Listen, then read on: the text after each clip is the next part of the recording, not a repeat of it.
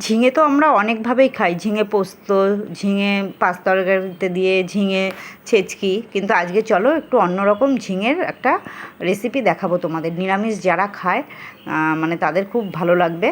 দেখো আমি প্রথমেই লবণ হলুদ দিয়ে প্রথমে ঝিঙেটা কেটে আমি এই টুকরো টুকরো করে ধুয়ে ভালো করে রেখে দিয়েছিলাম।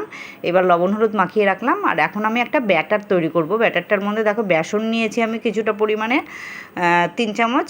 তার মধ্যে কাশ্মীরি লঙ্কার গুঁড়ো দিলাম, একটু হলুদ দিলাম আর লবণ দিলাম পরিমাণ মতো সব দিয়ে। এবার ভালো করে মিক্সড করে আমি জল দিয়ে একটা ব্যাটার তৈরি করব। দেখো ব্যাটারটা, নিরামিষ হলে কী রান্না করব একটা থাকে, তাই আজকে ভাবলাম আমি অনেক কিছুই তো খাওয়া হয়েছে নিরামিষ, তোমাদের দেখানোও হয়েছে, নতুনত্ব কী দেখাবো তোমাদের, তাই আজকে এই রেসিপিটা করছি আমি। অবশ্যই তোমরা করবে, খেয়ে ভালো লাগবে। এই দেখো ব্যাটারের মধ্যে আমি ওই ঝিঙের টুকরোগুলো একটা একটা করে চুবিয়ে নিয়ে ভেজে তুলব, এপিট ওপিট করে ভালো করে।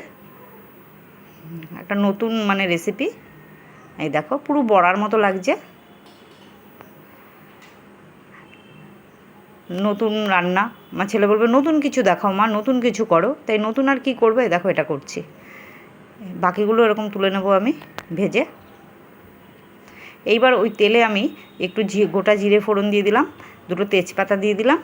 এইবার আমি এটা নিরামিষ যেহেতু করছি, তোমরা চাইলে পেঁয়াজ রসুন দিয়ে খেতে পারো, আমি একদম পুরো নিরামিষ করছি।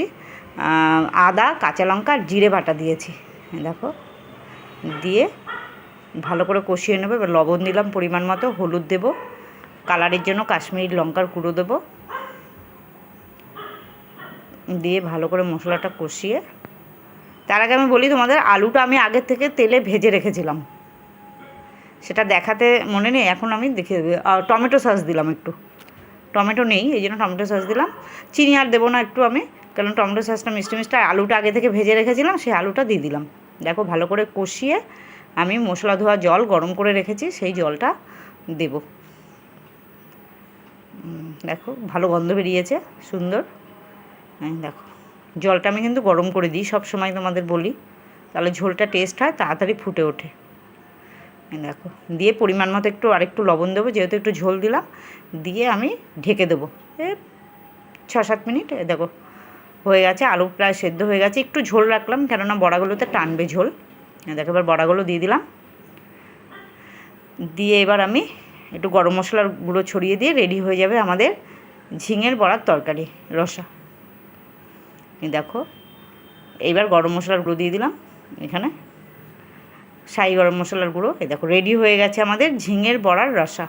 কেমন হয়েছে তোমরা সবাই বানিয়ে খেয়ে বলবে, অবশ্যই বলবে, খারাপ হলেও বলবে, ভালো হলেও বলবে।